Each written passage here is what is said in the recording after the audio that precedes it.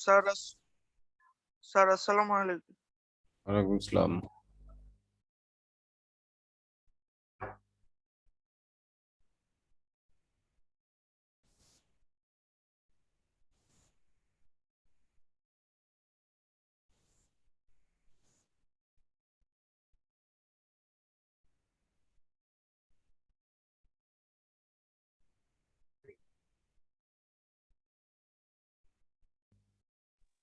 Sir আসসালামু আলাইকুম। ওয়ালাইকুম আসসালাম।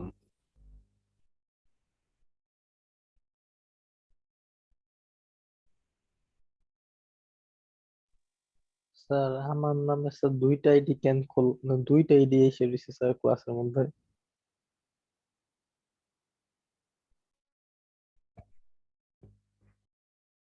না, এখানে তো একটাই দেখা যাচ্ছে। স্যার আমার এই জায়গায় স্যার দুইটা শো করতেছে আমাকে, দুইবার শো করতেছে স্যার।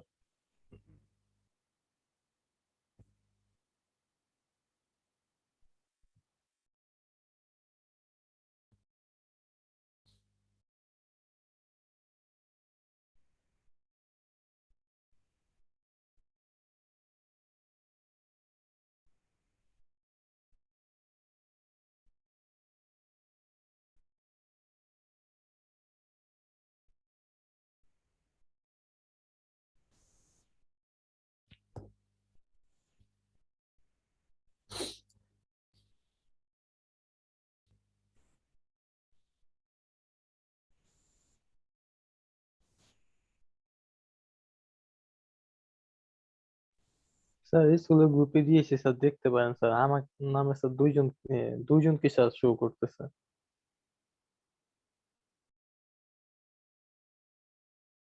তুমি তাহলে দুইবার ট্যাপ করেছো হয়তো।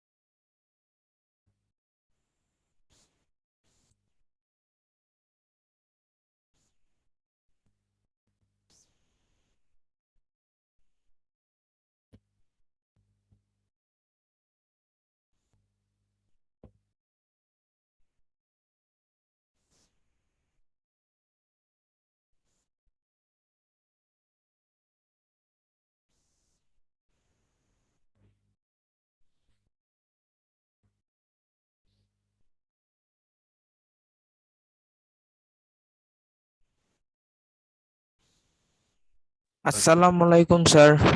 বুঝলাম। আজকে দেখো আমরা খতিয়ান আলোচনা করব।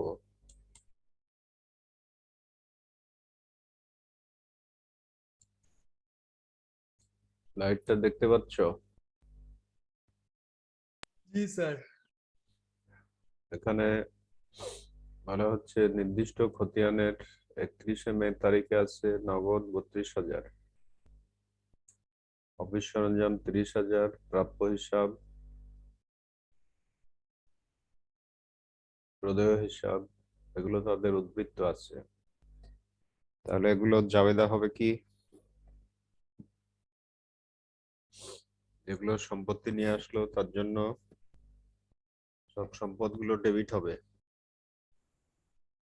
আর দায়গুলো ক্রেডিট হবে। মূলধন হবে, সম্পদ থেকে দায় বাদ দিলে যে টাকা হয় তাই হবে মূলধন। শুনতে পাচ্ছ? জি স্যার। আসসালামু আলাইকুম স্যার। ওয়ালাইকুম আসসালাম।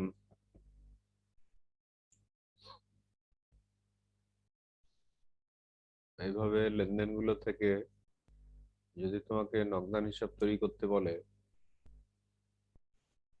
তাহলে দেখবা কোন কোন লেনদেনে নগদান হিসাব আছে, সেগুলো দেখবা। দেখে নগদান হিসাবের ঘরের ভিতর সেগুলো স্থানান্তর করবা। মূলধন হিসাব তৈরি করতে বললে মূলধন হিসাবের ঘরের ভিতর সেগুলো স্থানান্তর করবা। তাহলে প্রথম লেনদেনে নগদান ডেবিট হবে, এটা মনে রাখো। এবং প্রথম লেনদেনে মূলধন হিসাব ক্রেডিট হবে। কিন্তু মূলধন হিসাব ক্রেডিট হবে কত টাকা? কেউ বলতে পারবা মূলধন হিসাবে ক্রেডিট হবে কত টাকা?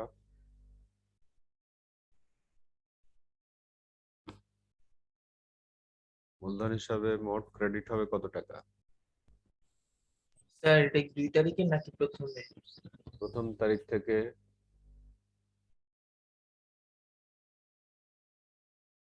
নগদ, অফিস সরঞ্জাম, প্রাপ্য হিসাব আর প্রদেয় হিসাব বলা আছে। তাহলে মূলধন ক্রেডিট হবে কত টাকা?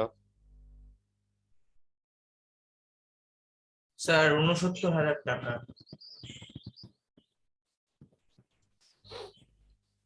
69,000। সম্পদ জি থেকে স্যার। সম্পদগুলোর যোগফল থেকে দায় মাইনাস করলে 69,000 হবে। আর এই লেনদেনে নগদান হিসাব ডেবিট আছে, এটাও খেয়াল রাখো। ফলে নগদান হিসাবে ডেবিটে আসবে। তারপরে যে 2 তারিখ আছে, এখানেও মূলধন হিসাব ক্রেডিট আছে, নগদান ডেবিট আছে 10,000, অফিস সরঞ্জাম ডেবিট 30,000, মূলধন হবে মোট 40,000। 10,000 স্যার হ্যাঁ বলো। স্যার এখানে যে প্রথম লেনদেনে যে দেওয়া আছে নগদ, অফিস সরঞ্জাম, প্রাপ্য, তাহলে কি স্যার প্রদেয় কি স্যার ডেবিট হবে? প্রদেয় ক্রেডিট হবে। তাহলে স্যার জাবেদাটা কিভাবে করব, যে নগদান হিসাব ডেবিট, অফিস সরঞ্জাম হিসাব ডেবিট, প্রাপ্য হিসাব ডেবিট আর প্রদেয় হিসাব ক্রেডিট? প্রদেয় হিসাব ক্রেডিট, মূলধন হিসাব ক্রেডিট, এভাবে করবা। মূলধনে কি স্যার ওই যে স্যার একবারে মানটা বের করে তারপরে বসাবো? হ্যাঁ, মূলধনে মানটা বের করে তারপরে বসাবা।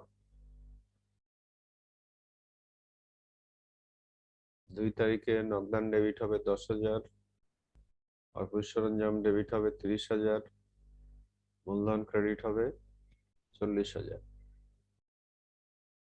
তাহলে খেয়াল রাখো 2 তারিখের লেনদেন থেকেও নগদান হিসাবের ভিতর 10,000 আসবে ডেবিটে, এবং মূলধন হিসাব ক্রেডিটে আসবে 40,000। 5 তারিখের যে লেনদেন, এখানে বলা আছে 40,000 টাকার পণ্য বিক্রয় করা হলো, যার 60% নগদে। 60% নগদে বলা মানেই বাকিটা ধারে। এখানে জাবেদা হবে নগদান ডেবিট, প্রাপ্য ডেবিট, বিক্রয় ক্রেডিট। নগদান ডেবিটে হবে 24,000, প্রাপ্য ডেবিটে হবে 16,000, বিক্রয় ক্রেডিটে হবে 40,000। তাহলে এখান থেকে নগদান হিসাব ডেবিট ঘরে কি কি আসবে?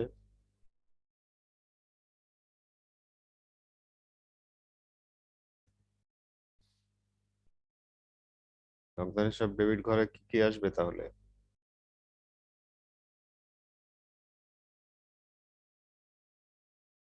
নগদান হিসাব ডেবিট 24,000। 24,000 আসবে। এটাও খেয়াল রাখো যে নগদান ডেবিট ঘরে আসবে 24,000। ভাড়া পরিশোধ করা হলো 8,000। এখানে জাবেদা ভাড়া ডেবিট, নগদান ক্রেডিট। তাহলে স্যার হ্যাঁ বলো। স্যার 5 তারিখে কি স্যার এই যে নগদান হিসাব ডেবিট দেনাদার আসবে কি স্যার? হ্যাঁ, দেনাদার ডেবিট 16,000। নগদানে আসবে 60%-এ 24,000, আর দেনাদার ডেবিটে আসবে 16,000, বিক্রয় ক্রেডিটে 40,000। 9 তারিখে ভাড়া ডেবিট, নগদান ক্রেডিটে আসবে 8,000।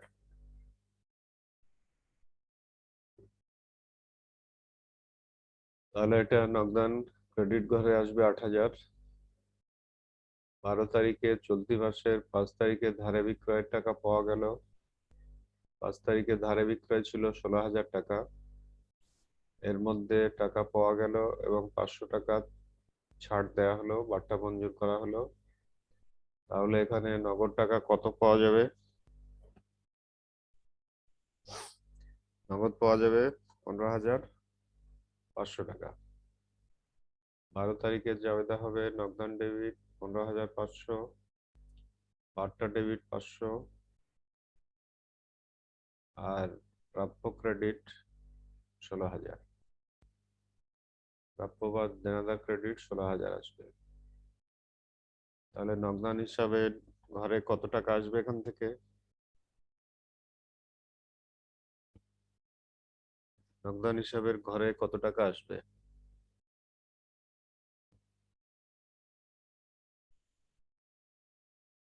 15,000। স্যার ঠিক 17 তারিখ। 12 তারিখ থেকে নগদান হিসাব ডেবিট ঘরে আসবে 15,500 টাকা। 15,500 টাকা আসবে। 17 তারিখে বলা আছে যে মালিক ব্যক্তিগত সম্পদ 1 লাখ টাকায় বিক্রয় করে নিজ ব্যবহারের জন্য 50,000 টাকা দিয়ে একটি ল্যাপটপ ক্রয় করেন। যদি এই ল্যাপটপ প্রতিষ্ঠানে ব্যবহার হয় তাহলে অফিস সরঞ্জাম বেড়ে যাবে 50,000। আর এখানে যেহেতু অতিরিক্ত টাকা দেয়া বোঝাচ্ছে, এই জন্য অতিরিক্ত মূলধন ক্রেডিট হবে 50,000। এখানে অফিস সরঞ্জাম ডেবিট হবে 50,000, অতিরিক্ত মূলধন ক্রেডিট হবে 50,000। আর স্যার 1 লাখ যে আছে ওটা কি করব স্যার? 1 লাখ টাকায় বিক্রি করলেও 1 লাখ টাকা তো নিয়ে আসেনি, এই জন্য 1 লাখ টাকার কোনো কাজ হবে না।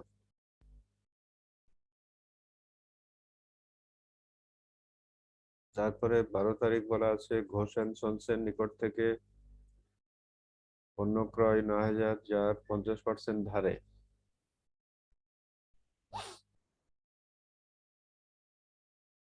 এখানে জাবেদা হবে ক্রয় ডেবিট, নগদান ক্রেডিটে 4,500, আর পাওনাদার বা প্রদেয় ক্রেডিটে 4,500।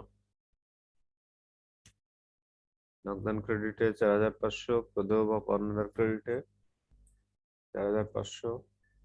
নগদান যেহেতু ক্রেডিট হচ্ছে, এই জন্য খতিয়ানের নগদান হিসাবে কি আসবে?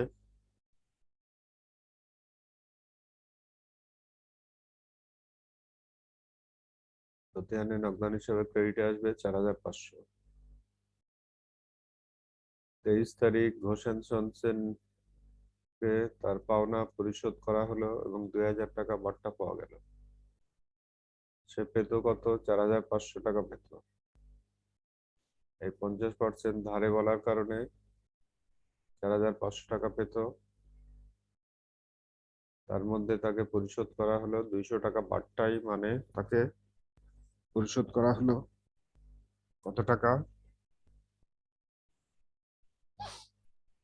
4,300 টাকা তাকে পরিশোধ করা হলো।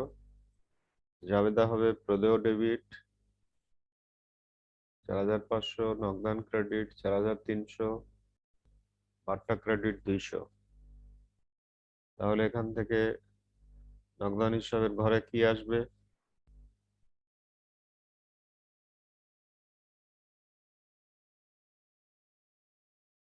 নগদান হিসাবের ঘরে কি আসবে তাহলে এখান থেকে?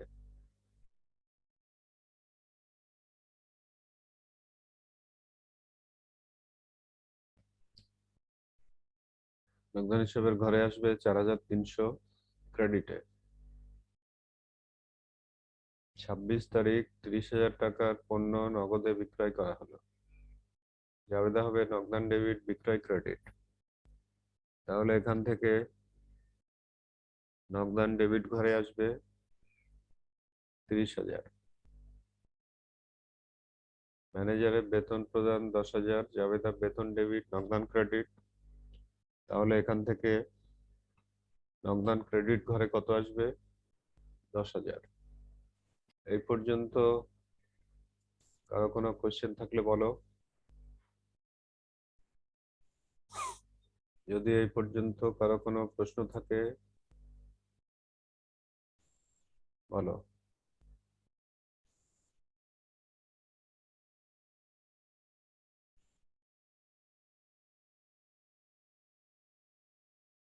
আজকে কারো প্রশ্ন এই পর্যন্ত?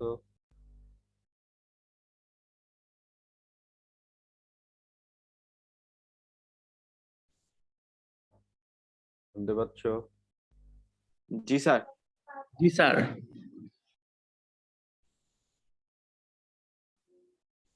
এই পর্যন্ত কারো কোনো প্রশ্ন আছে যে আলোচনা করলাম? স্যার একটা প্রশ্ন জি ছিল স্যার, স্যার। আমার একটা কোশ্চেন আছে স্যার। হ্যাঁ বলো। স্যার যে 17 তারিখ স্যার, যে মালিকের স্যার ল্যাপটপের বিষয়টা স্যার। বলো। হ্যাঁ বলো, কি প্রশ্ন? এটা যদি একটু বুঝাই দিতেন স্যার আরেকবার। এখানে 1 লাখ টাকায় ব্যক্তিগত যে কোনো সম্পত্তি বিক্রি করে প্রতিষ্ঠানে ব্যবহারের জন্য যদি ল্যাপটপ ক্রয় করে তাহলে প্রতিষ্ঠানে অফিস সরঞ্জাম বেড়ে যাবে, আর এখানে অতিরিক্ত টাকা দেওয়া বোঝাচ্ছে। এই জন্য অতিরিক্ত মূলধন ক্রেডিট হবে 50,000, অফিস সরঞ্জাম ডেবিট 50,000, অতিরিক্ত মূলধন ক্রেডিট 50,000, এইভাবে লিখতে হবে। জি স্যার। তাহলে অতিরিক্ত মূলধন হিসাবের মধ্যে কি যাবে? স্যার অতিরিক্ত মূলধন হিসেবে স্যার যে 50,000 টাকা যাবে স্যার। হ্যাঁ,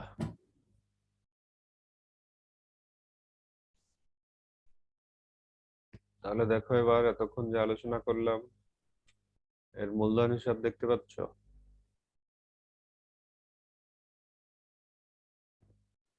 জি স্লাইডে স্যার, দেখা যাচ্ছে স্যার।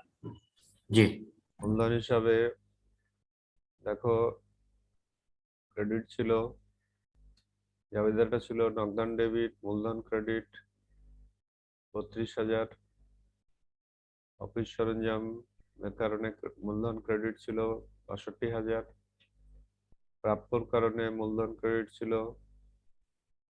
87,000।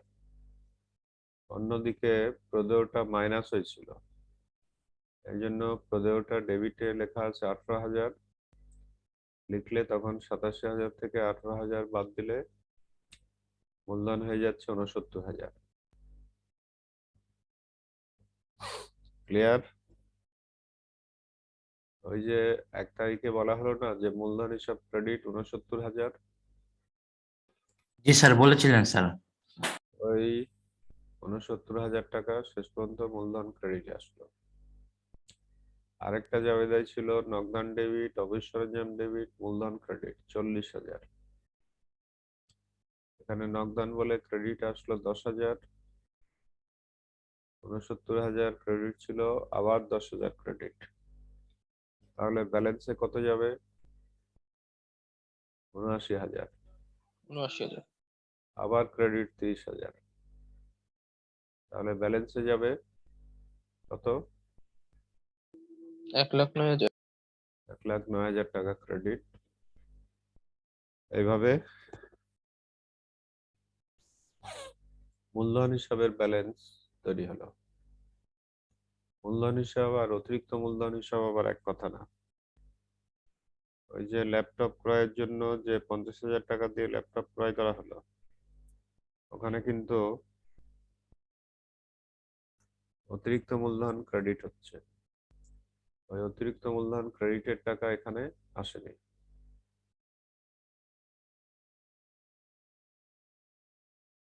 তাহলে এখান থেকে কোনো প্রশ্ন থাকলে বলো।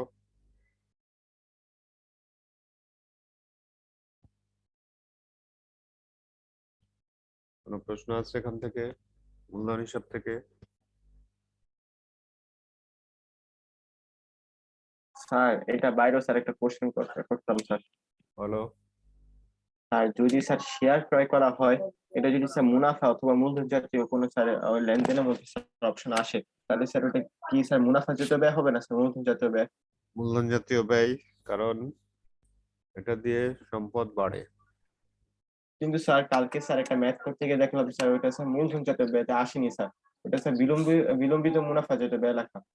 না, এটা মূলধন জাতীয় ব্যয়ের মধ্যে দিবা, বিলম্বিত মুনাফা জাতীয় ব্যয়ের ভিতর দেয়া যাবে না। বিলম্বিত মুনাফা জাতীয় ব্যয়ের মধ্যে খরচ যেগুলো কয়েক বছরের জন্য করা হয়, যেমন তুমি বিজ্ঞাপন খরচ দিলা 5 বছরের 50,০০০, এখানে 4 বছরেরটা হবে বিলম্বিত মুনাফা জাতীয় ব্যয় 40,০০০। কোন সম্পদ ক্রয়ের সাথে বিলম্বিত মুনাফা জাতীয় ব্যয় হয় না। খরচ যেগুলো কয়েক বছরের জন্য দেয়া হয়, সেখানে 1 বছরের অতিরিক্ত সময়ের যে খরচ দেয়া হয়েছে তাকে বলবে বিলম্বিত মুনাফা জাতীয় ব্যয়। 10 বছরের বিজ্ঞাপন খরচ দিলা 1,00,000, বিলম্বিত মুনাফা জাতীয় ব্যয় হবে 9 বছরের 90,০০০। ক্লিয়ার? জি স্যার, বুঝতে পারলাম স্যার। কিন্তু স্যার যদি স্যার আমি যে কোনো সময় তো স্যার শেয়ার ক্রয়টা স্যার বিক্রি করা যাবে স্যার, এটার ক্ষেত্রে তাহলে যে কোনো সময় শেয়ারটা স্যার বিক্রি করে দিতে পারবো? যদি এরকম আবার ওখানে বলা থাকে যে উনি শেয়ারের ব্যবসা করেন, বুঝছো? ওই অঙ্কের শুরুতে যদি বলা থাকে উনি শেয়ারের ব্যবসা করেন, তাহলে ওখানে বলা যাবে মুনাফা জাতীয় ব্যয় হিসাবে। ওই অঙ্কের স্যার এই শেয়ারটা তার কাছে স্যার পণ্যের মতো কাজ করবে স্যার। হ্যাঁ, ওই অঙ্কের শুরুতে কি বলা আছে যে উনি শেয়ারের ব্যবসা করেন, এমন কিছু বলা আছে? ওই অঙ্কের শুরুতে বলা আছে যে উনি শেয়ারের ব্যবসা করেন, এমন কিছু বলা আছে? না স্যার, এরকম কিছু লেখা ছিল না স্যার, উনি স্যার নর্মাল ব্যবসায়ী স্যার। তাহলে তো ইয়ে করতে হবে, নরমাল ব্যবসায়ী হলে ওটা মূলধন জাতীয় ব্যয় হবে। Thank you sir. স্যার একটা প্রশ্ন করতে পারি স্যার? হ্যাঁ বলো। স্যার মানে স্যার স্যার পুস্তক ঋণ অর্থ কি স্যার? পুস্তক ঋণ মানে দেনাদার। জি স্যার।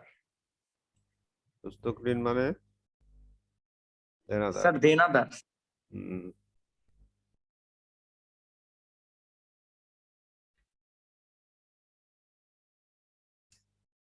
তাহলে এখানে মূলধন হিসাব থেকে আর কোনো প্রশ্ন থাকলে বলো কারো।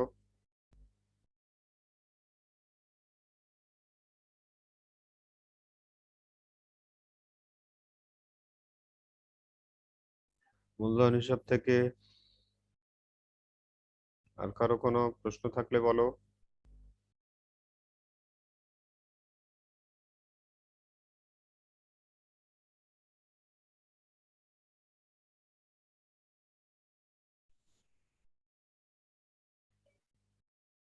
মূলধন হিসাব থেকে আর কারো কোনো প্রশ্ন আসছে?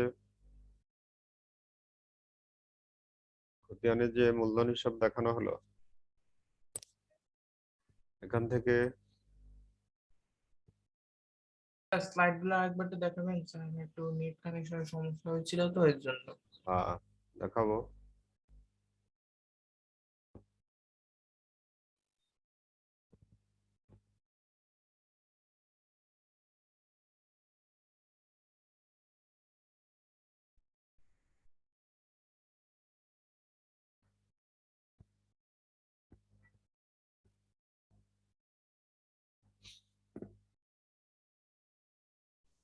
স্লাইড গুলো এখন দেখাবো আবার।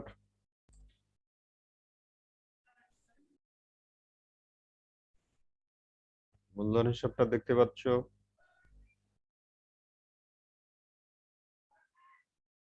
জি স্যার, দেখতে পাচ্ছি।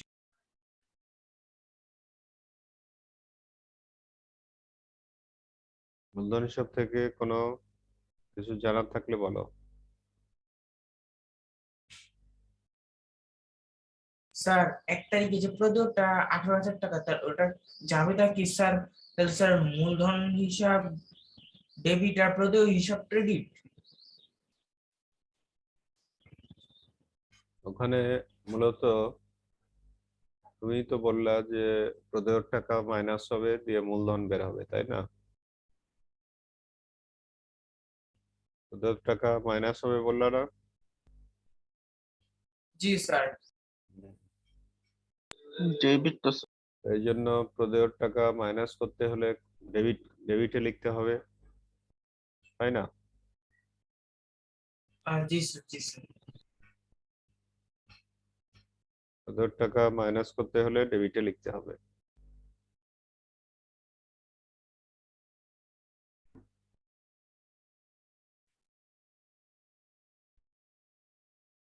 ক্লিয়ার? জি স্যার, ক্লিয়ার স্যার। এবার তাহলে নগদান হিসাবটা দেখো। নগদান হিসাবটা দেখতে পাচ্ছ?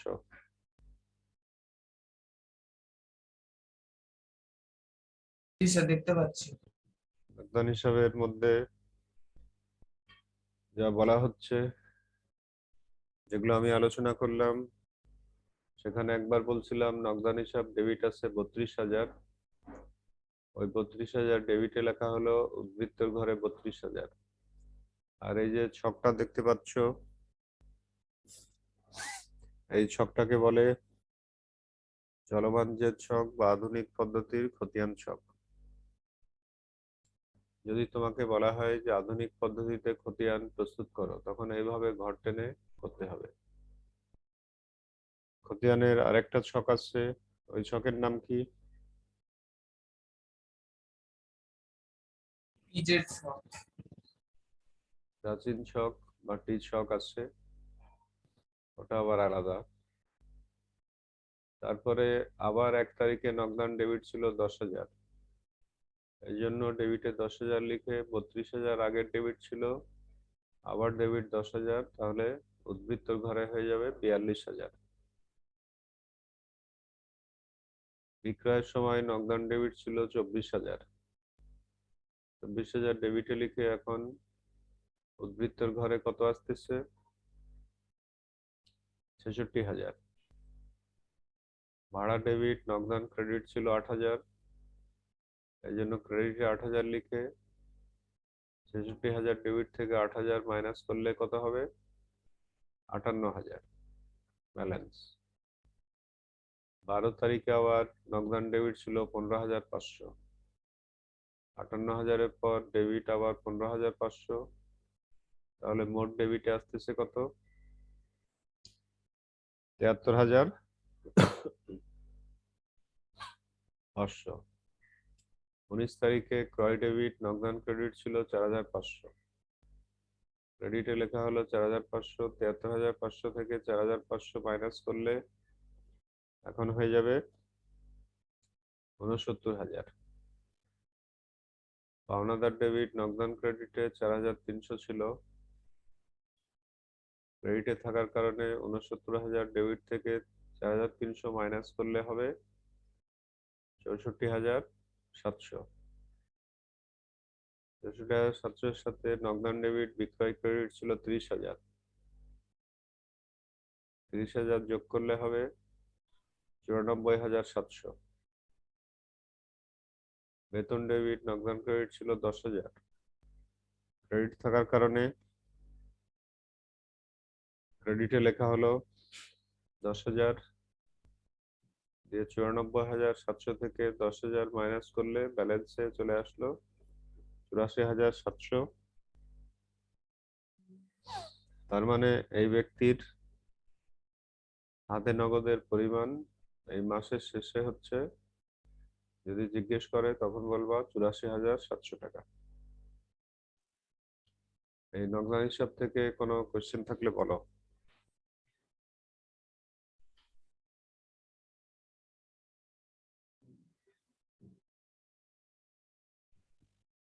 নগদান হিসাব থেকে কারো কোনো প্রশ্ন থাকলে বলো।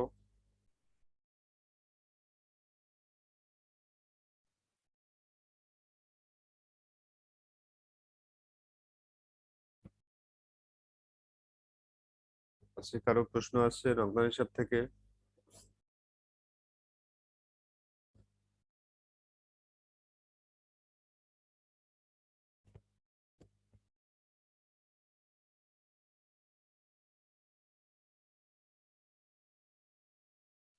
নগদান হিসাব থেকে কোনো প্রশ্ন আছে কারো? না স্যার। তাহলে এখন প্রশ্ন যদি না থাকে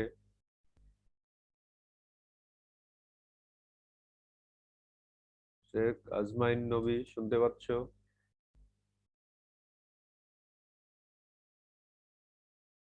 শেখ আজমাইন নবী শুনতে পাচ্ছ?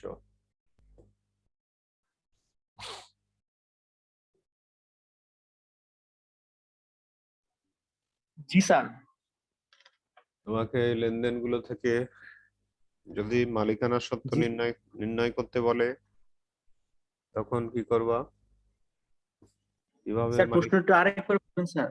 এই যে এখন যে স্লাইড দেখতে পাচ্ছ, এই স্লাইড থেকে তোমাকে সৃজনশীল পদ্ধতিতে জিজ্ঞেস করা হলো যে মালিকানা সত্ত্ব বা স্বত্বাধিকার নির্ণয় করো, তখন কি করবা? স্যার মালিকানা সত্ত্বাধিকার স্যার প্রথমে এই যে স্যার অফিস সরম স্যার ইয়েটা একটু ক্লিয়ার না স্যার, মানে প্রথমে স্যার এই যে জুনের 1 তারিখের স্যার এই যে নগদান হিসাব 32,000, অফিস সরঞ্জাম 30,000, আর স্যার মানে আর হলো স্যার এটা কি স্যার মানে স্যার প্রথমত মূলধন যেটা স্যার ওইটার সাথে স্যার মানে মূলধন হলো মানে হুম, মানে স্যার প্রথমত মূলধন স্যার যোগ হবে স্যার। মূলধন কত টাকা? জি স্যার। মূলধন স্যার মূলধন হলো স্যার স্লাইডটা স্যার আরেকবার দেখাবেন স্যার, একটু অ্যামাউন্ট গুলো স্যার মনে নেই স্যার। হ্যাঁ দেখাচ্ছি, আবার আমি ক্লাসের স্ক্রিনশটটা নিচ্ছি, তারপর আবার দেখাচ্ছি।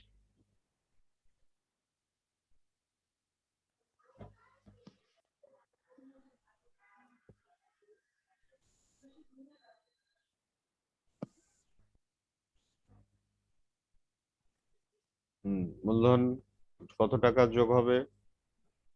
স্যার মূলধন স্যার হবে হলো স্যার 69,000 টাকা স্যার।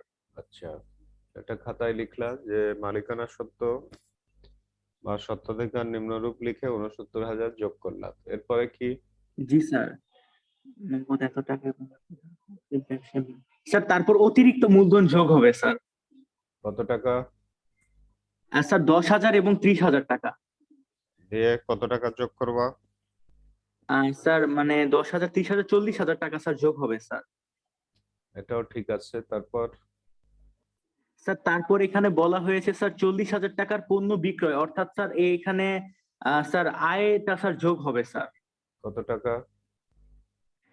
স্যার 40,000 স্যার নগদে বলা হয়েছে স্যার 60%, তাহলে হবে মানে স্যার 40,000-এ 60 মানে 40,000-ই হবে স্যার, কারণ যেহেতু বিক্রয় স্যার 40,000 করা হয়েছে স্যার, মানে সম্পূর্ণ টাকাটাই স্যার। হ্যাঁ, নগদ বা ধার যাই হোক, যত টাকার বিক্রয় করা হয়েছে পুরোটাই আয়ের মধ্যে 40,000 যোগ হবে। জি এখানে স্যার। নগদ যতই পাওয়া যাক, বাকিটাও তো ভবিষ্যতে পাওয়া যাবে। এই জন্য জি স্যার। আয়ের মধ্যে 40,000-ই দেখাতে হবে। এরপরে বলো।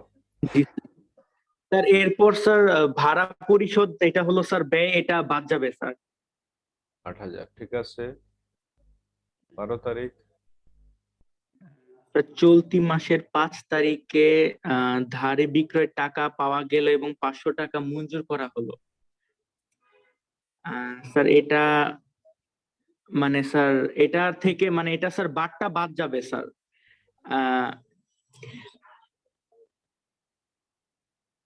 উম, মানে স্যার এটার 500 টাকা হবে স্যার শুধুমাত্র, মানে 500 টাকা বাদ যাবে স্যার।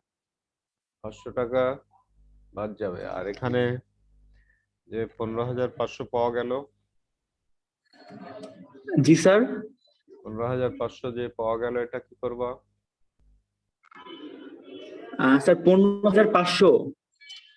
40,000 থেকে যে ধারে ছিল 16,000 টাকা, সেখানে 500 টাকা বাট্টা মাইনাস করলা, ঠিক আছে। আর এখানে যে জি স্যার। আরো 15,500 টাকা পাওয়া গেল, এটা কি করবা? স্যার ওইটা স্যার দেনাদার থেকে বাদ যাবে স্যার। আর স্যার নগদ নগদ থেকে স্যার স্যার এটা ওই নগদ দেনাদার থেকে থেকে স্যার বাদ যাবে স্যার, নগদের সাথে স্যার যোগ হবে, তাই না স্যার? মালিকানা সত্ত্ব নির্ণয় কি হবে, এটা আমি জানতে চাচ্ছি। মা- 15,500 যেটা স্যার দেনাদার থেকে স্যার বাদ যাবে না স্যার? হ্যাঁ, দেনাদার থেকে বাদ যাবে, ঠিক আছে। আমি জানতে চাচ্ছি 15,500 টাকা যে পাওয়া গেল, এটা মালিকানা সত্ত্ব বা স্বত্বাধিকার নির্ণয়ে কি হবে? ও স্যার ওইটা তো স্যার কিছু হবে না স্যার। কিছু হবে না, এটা স্পষ্ট করে বলতে হবে, ঠিক আছে। 500 টাকা মাইনাস করলা। এরপর 17 জি তারিখ। স্যার। 17 তারিখে যদি ল্যাপটপ ব্যবসার জন্য ব্যবহার করা হয়, অতিরিক্ত মূলধন ক্রেডিট হবে। জি স্যার। তাহলে এখানে মালিকানা সত্ত্ব নির্ণয়ে আসবে কিছু? স্যার মালিক ব্যক্তিগত সম্পদ 1 লাখ টাকা বিক্রয় করে নিজ স্যার এটা জি স্যার আসবে স্যার। কত টাকা কিভাবে আসবে? স্যার এখানে প্রথমত বলা হয়েছে স্যার মালিক ব্যক্তিগত মানে সম্পদ মানে 1 লাখ টাকা বিক্রয় করে নিজ ব্যবহারের জন্য মানে 5,000 টাকাতে একটি ল্যাপটপ কিনলো। এখানে স্যার এই যে মানে সরি 50,000 টাকাতে একটি ল্যাপটপ কিনলো স্যার, এখানে 50,000 টাকা স্যার অতিরিক্ত মূলধন হিসেবে আসবে স্যার। ঠিক আছে, যারা অংশগ্রহণ করলো তাদেরকে অনেক ধন্যবাদ।